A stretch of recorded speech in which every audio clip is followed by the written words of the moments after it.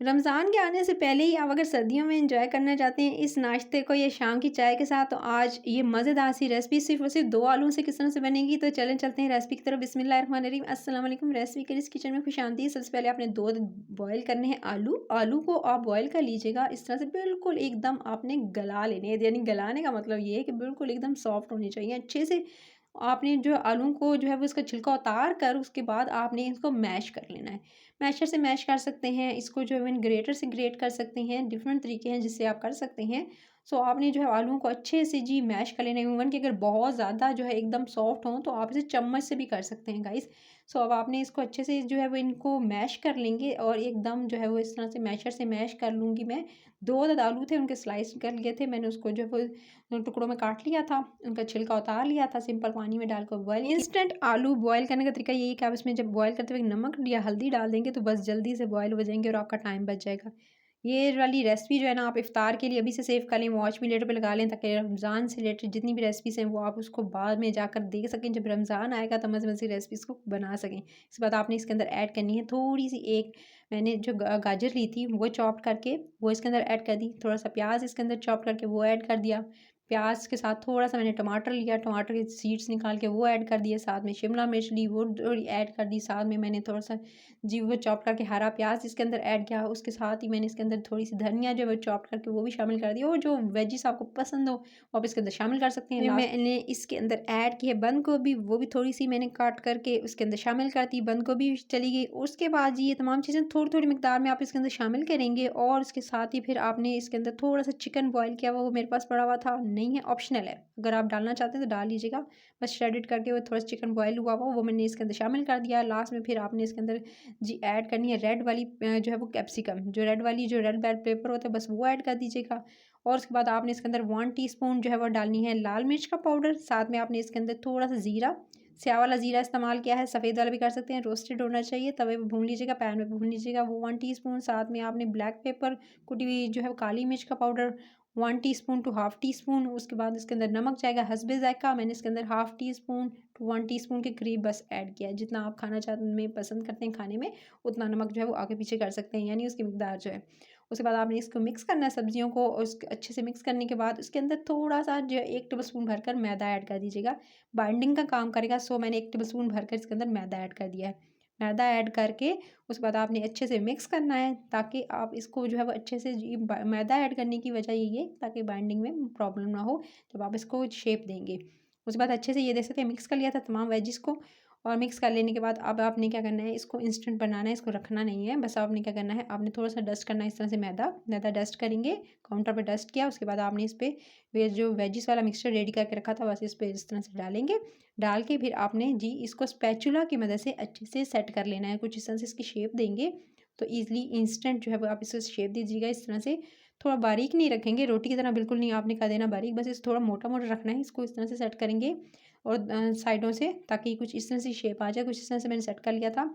Mixture में मैदा add करने की वजह से ये दे सकते हैं सब्जियों में आपको पानी जो होता है ना, एक्स्ट्रा पानी जो होता है, बाद में आप सब्जियों को कुछ देर के लिए छोड़ दें तो क्या होता है कि इनमें पानी आ जाता है, तो मॉइस्चर नहीं आएगा अगर आप इस तरह से 1 टेबलस्पून मैदा ऐड कर देंगे। उसके बाद आपने इस तरह से इसकी कटिंग कर लेनी है। इसकी कटिंग के लिए आप चाहें तो इसको स्क्वायर में काट सकते हैं, यानी चौकोर काट सकते हैं। इसके अलावा आप इसे ट्रायंगल में कट कर सकते हैं। तो डिफरेंट शेप जो आप देना चाहते हैं अपनी मर्ज़ी से दे सकते हैं। इस तरह से सबसे पहले आपने इसकी कटिंग करनी है। नाइफ़ से आप इस तरह से लंबाई में कटिंग करेंगे। फिर इसके बाद मैं इसे ट्रायंगल की शेप देने जा रही हूँ, तो सो मैं इस तरह से ट्रायंगल की शेप इसको दूँगी और इस तरह से इसकी कटिंग कर लूँगी।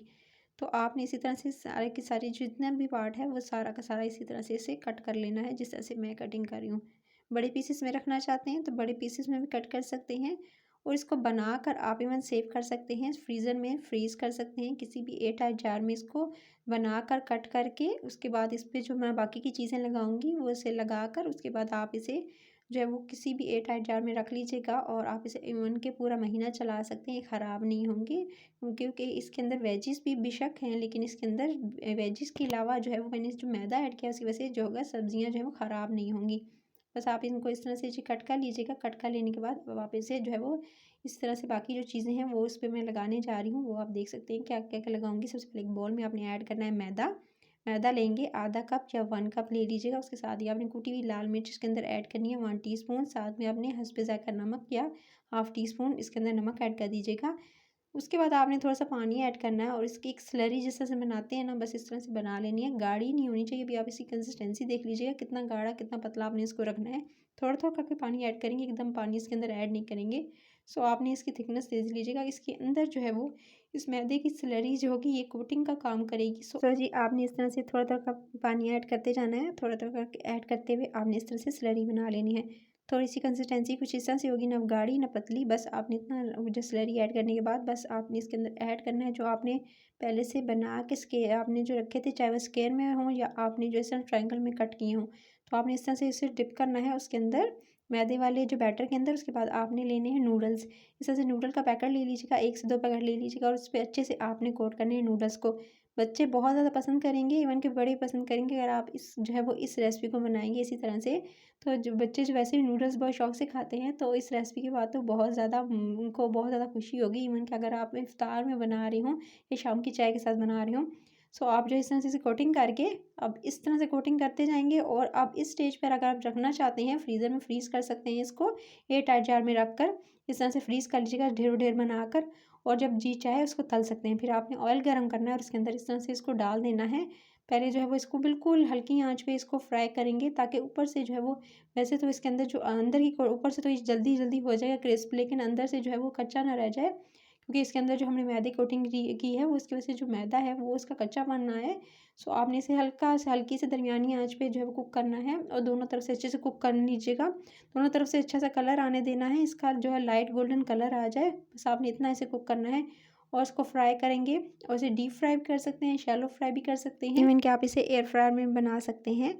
सिर्फ और सिर्फ 15 मिनट्स का टाइम सेट कर लीजिएगा, 10 टू 15 मिनट्स का, और आप इसे जो है वो ईज़िली बना सकते हैं। थोड़ा-सा ब्रश कीजिएगा उसकी बास्केट में ऑयल और उसके बाद आप इसे कुक कर सकते हैं।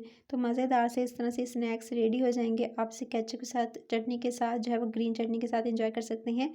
तो ये शाम की चाय की छोटी-मोटी जो भूख होती है ना उसको मिटाने के लिए जो मज़ेदार से स्नैक्स रेडी हैं, बस अब आप इनको निकालते जाएँगे।